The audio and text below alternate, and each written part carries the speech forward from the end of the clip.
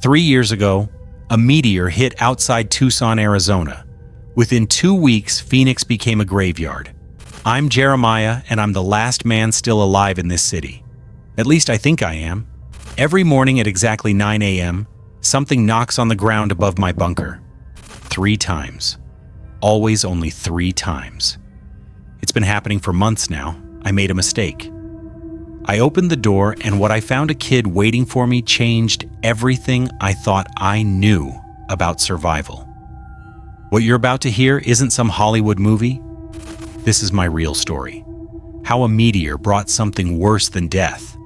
How a child's voice almost got me killed, and how I discovered the terrifying truth about who's really still alive in Phoenix. Let me show you exactly how this happened.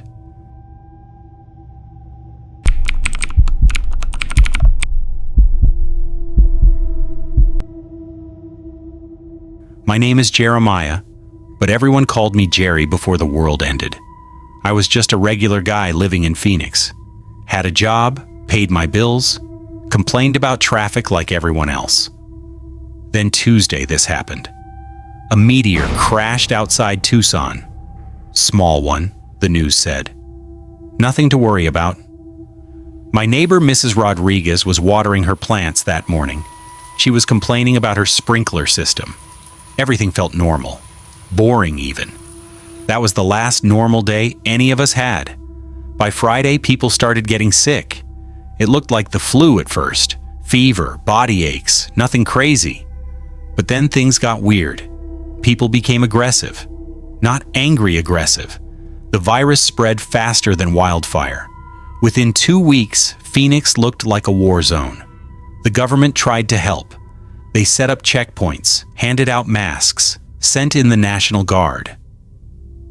None of it mattered. They got overwhelmed in days. I watched my mailman Dave turn into something that wasn't human anymore. He came to my door on a Wednesday morning, but he wasn't delivering mail. He was growling. His eyes had turned completely black. Veins were bulging from his neck like thick ropes under his skin. That's when I knew I had to hide. My dad built a bunker under our house during the Cold War. He was paranoid about nuclear bombs. The bunker was hidden in the backyard behind some fake rocks. It had enough food and water for months. Solar panels on top kept the power running. I grabbed 2 weapons before I went down. My Glock 19 that I bought years ago for home protection, and my grandfather's halberd from the garage. Yeah, a medieval weapon. It's basically a spear with an axe blade on one side. Heavy as hell, but it works. I sealed myself underground and waited for the world to end. Now here's where things get really interesting. Living underground messes with your head in ways you can't imagine. The silence is the worst part. Not quite. Like being buried alive, but you're still breathing. Above me, those things wandered around at night. I could hear them sometimes. Scratching at the entrance, bumping into my fence, making these wet, gurgling sounds that didn't belong to anything human. During the day, they seemed to sleep. So that's when I'd go up for supplies. Quick trips, in and out. Never more than 30 minutes above ground. I survived like this for months. Alone. Completely alone. Then one morning, everything changed. I was checking my weapons like I did every day. Cleaning the Glock, sharpening the halberd blade. That's when I heard something different. Not the usual growling or scratching. This was tapping. 3 taps, then silence, then 3 more taps. I froze. My heart started pounding so hard I could feel it in my throat. The tapping came from directly above my head. Same spot, same rhythm. Tap, tap, tap. Silence, then again. Tap, tap, tap. At first I thought maybe it was just debris falling, a branch or something. But it kept happening. Every morning, same pattern with same location and same time. Exactly 9 a.m. I'm not a superstitious guy, but this was too precise to be random. Something up there knew where I was, and it wanted me to know it was there. After a week of this, I couldn't take it anymore. I had to see what was making that sound. My dad installed a periscope in the bunker. It gave me a view of the backyard without having to go up. I positioned myself there and waited. At 8:59 a.m., I saw movement by the fence. It was a kid, maybe 8 years old, still wearing a school uniform from Roosevelt Elementary, the same elementary school 3 blocks from my house. But something was wrong with how he moved. Too stiff, like his joints didn't bend right. He walked like a robot pretending to be human. He walked straight to the spot above my bunker. Then he picked up a rock and he knocked 3 times on the ground. Then he just stood there for an entire hour, staring down at the exact spot where I was hiding.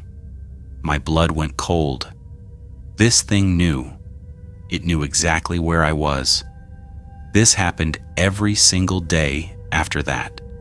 Same kid, same time, same 3 knocks. Then an hour of standing and staring. I started losing sleep.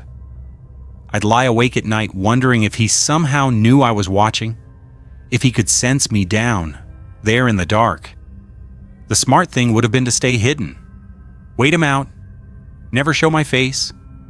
But curiosity is a dangerous thing when you're alone.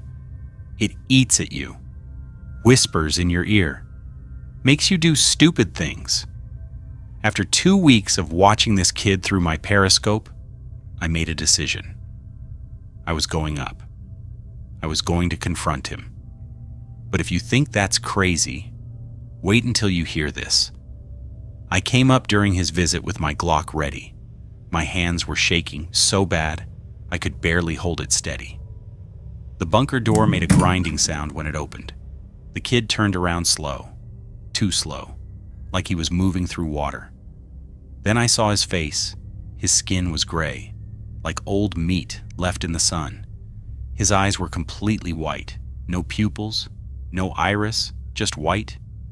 But then he smiled, not a monster smile, a normal kid smile, the kind you'd see on any playground in America. "Hi, mister," he said. His voice was sweet, innocent, like he was asking me to buy Girl Scout cookies. "I've been waiting for you." My finger hovered over the trigger. Every instinct screamed at me to shoot, but I couldn't.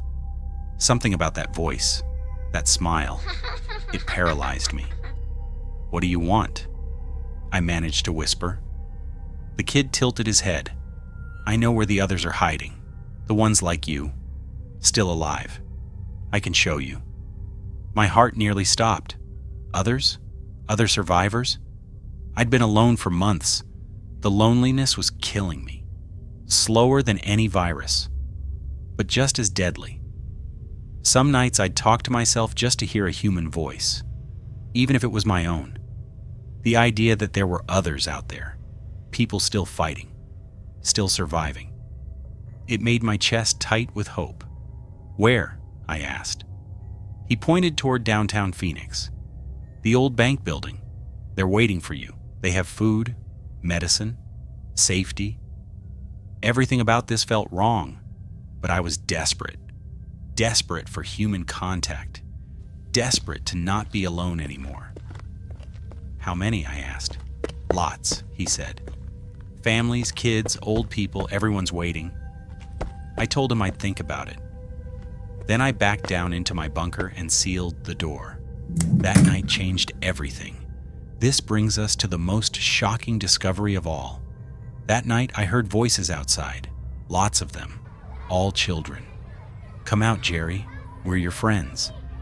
"It's safe now, Jerry. Come play with us." "The others are waiting, Jerry. You want to see them?" They knew my name. I never told that kid my name. Never.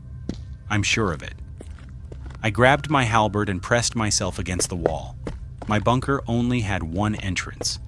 If they found a way in, I was dead. The voices continued all night, sometimes whispering, sometimes singing. Children's songs, nursery rhymes. But wrong somehow. The words were off, the melodies twisted. By morning, they were gone. But I knew the truth now. This wasn't about finding survivors. This was a trap. Those things above ground had evolved or adapted or whatever you want to call it. They'd learned.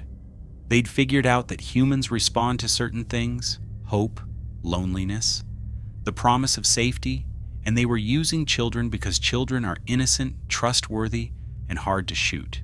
I never saw that specific kid again after that day, but others came. Different kids, different uniforms, different ages, all with the same gray skin, same white eyes, same sweet voices. They'd knock 3 times at 9 a.m., every single day, like clockwork. Sometimes they'd talk to me through the ground. "We know you're down there, Jerry.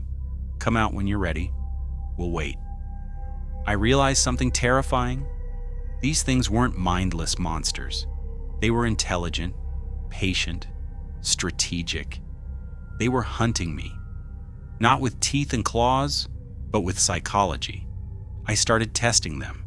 I'd change my routine, go up at different times, use different exits, but they always knew. They always found me. One morning, I saw something that confirmed my worst fear. Through my periscope, I watched 5 of those child things standing in a circle in my backyard.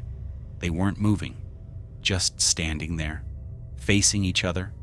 Then, they all turned at once. All 5 heads swiveled in perfect sync, and they looked directly at my periscope. They couldn't possibly see me.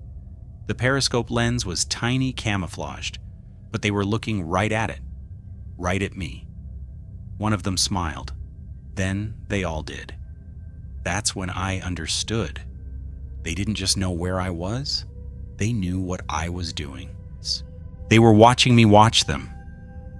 It was a game to them. Cat and mouse, and I was the mouse. I sealed the periscope after that, haven't looked through it since. I've been in this bunker for 3 years now. My supplies are running low. The solar panels are starting to fail. I'm living on borrowed time. But I'm still alive, and that means something. It means these things can't get to me down here. They're smart, but they can't dig through concrete and steel. Not yet, anyway. It also means they're patient. They're willing to wait me out. Wait for me to make a mistake, to get desperate enough to believe their lies. That's what scares me most. Not the monsters themselves, but how well they understand us. How they've learned to manipulate human psychology. Think about it. They use children because we're hardwired to protect kids, to trust them, to help them. They promise safety and community because those are the things we need most in a crisis. They're not just predators, they're intelligent predators, and that changes everything. I've thought a lot about what happened here, about the meteor, about the virus, about how fast everything fell apart. Sometimes I wonder if this was natural, a cosmic accident, or if something else is going on, something bigger. Before we wrap up, there's one final thing you need to know. Last month, something changed. The knocking stopped. For 3 years, every morning at 9 a.m., those things would knock 3 times above my bunker. It became part of my routine, as regular as sunrise. Then one day, silence. At first, I thought maybe they'd given up, moved on to easier prey, but that didn't make sense. They'd been so patient, so persistent. Then I heard something else. Not from above, from below. Scratching, faint but steady, coming from underneath the bunker. They're digging. I don't know how deep they've gotten. I don't know how much time I have left. But they've changed tactics. They stopped playing the game. Now they're coming for real. I'm recording this story on my phone. Battery's at 15%. If you're hearing this, it means I found a way to upload it before the power dies completely, or before they break through. I want people to know what happened here. Not the news version, not the government cover-up. The truth. The meteor brought something to Earth. Something that turns people into intelligent hunters. They look like monsters but think like strategists. They use our emotions against us. Our hope, our loneliness, our need for connection. If this happens anywhere else, you need to know what you're dealing with. Don't trust the children. Don't believe the promises. Don't let hope make you stupid. Stay hidden. Stay quiet. Stay alive. I made one mistake. I opened that door. I looked that kid in the eyes.